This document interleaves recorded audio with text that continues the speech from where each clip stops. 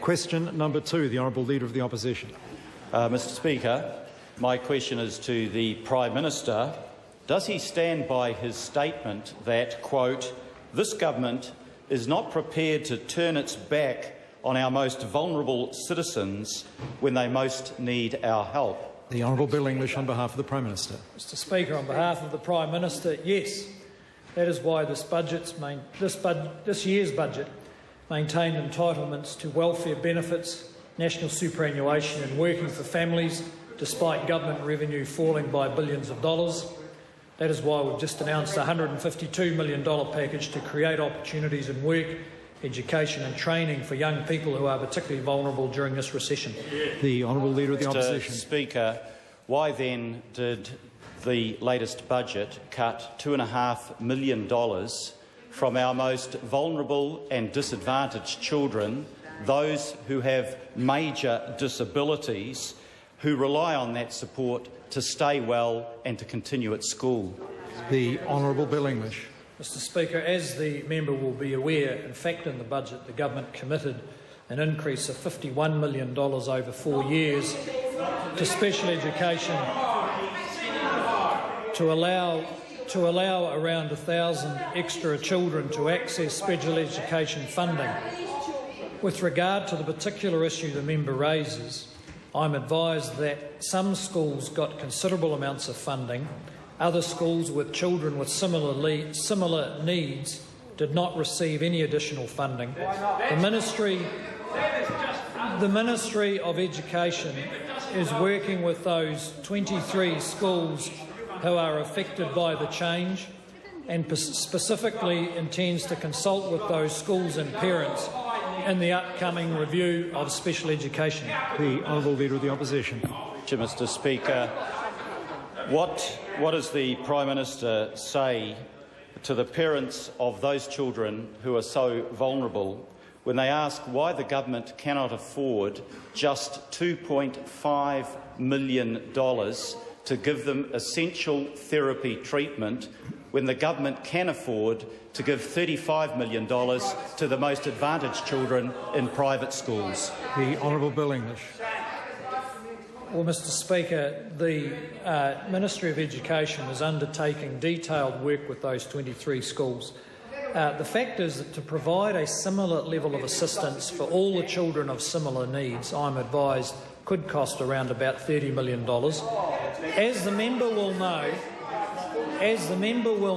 from his time in government, everyone understands the complex needs of these children, and the challenge in government is to make sure that all children with special needs and their families get as much support as government can reasonably provide, while being fair to all those who are affected. Chris Tremaine. Supplementary to the Prime Minister. Has he seen any reports of alternative approaches to government support? The Honourable Bill English. Well, Mr Speaker, I have seen a number of propositions about how to use any public money that may be available, and most of it, those reports from the Labor Party have indicated that they wouldn't be spending extra money actually on these children. They would be spending it on providing welfare to millionaires whose spouses lost their jobs. The Honourable Leader of the Opposition. Mr Speaker. The Honourable Leader of the Opposition. Mr Speaker, does he accept the concerns of the parents of children with major disabilities like muscular dystrophy and cerebral palsy, that the removal of this funding will compromise the well-being of their children and the ability of their children to stay at school? If not, why does he reject the advice of both the schools and parents in that regard? The Honourable Bill English. Mr Speaker, the government does accept those parents' concerns, and those children will be eligible for OARS funding in the same way they will be, in the same way as many other children are. The government is always listening to parents who are expressing need in a vigorous fashion. That's one of the reasons why in the budget the government allocated an extra $51 million. And ongoing discussions between the Ministry of Health and those schools will be aimed at addressing those parents' concerns where it's feasible. Rahui Katane. Thank you, Mr Speaker.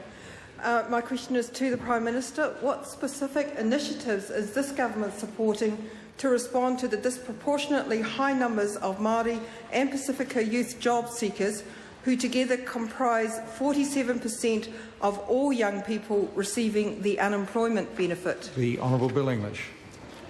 Mr Speaker, I think it's well understood that Māori and Pacifica youth are overrepresented in the unemployment figures. The $152 million Youth Opportunities Package that has been announced over the weekend, we would expect will pick up significant numbers of Māori and Pacifica youth.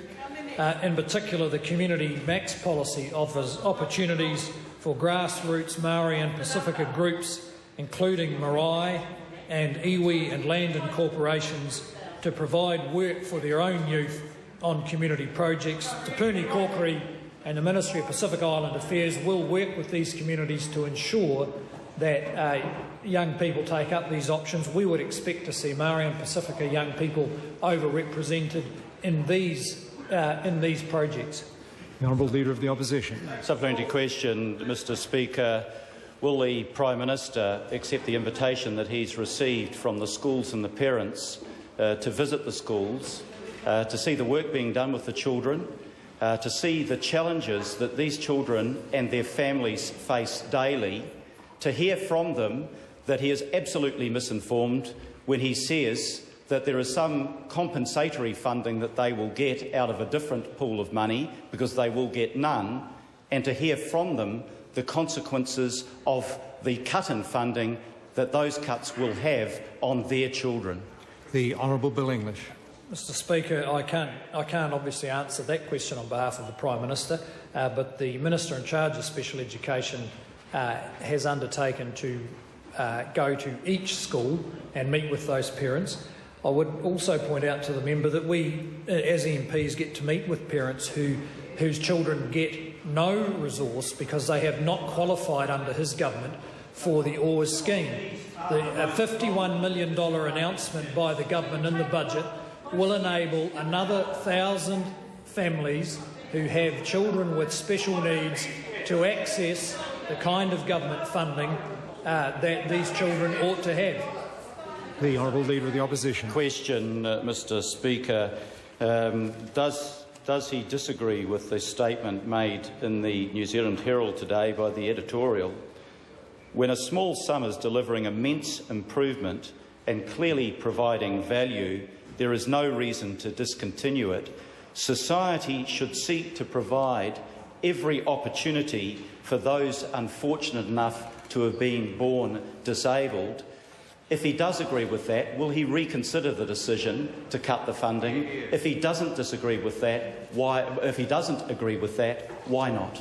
The Honourable Bill English. Well, Mr Speaker, of course, where small amounts of funding make a big difference, any government would target those as a priority. As the member will know from his time in government, the challenge in these cases is to get fair treatment across the wide range of needs and wide range of families who need considerable support. The Minister in charge of special education is visiting each school, and ongoing discussions with the Ministry of Education, I'm sure, will lead to a better understanding of the needs and how they can be met.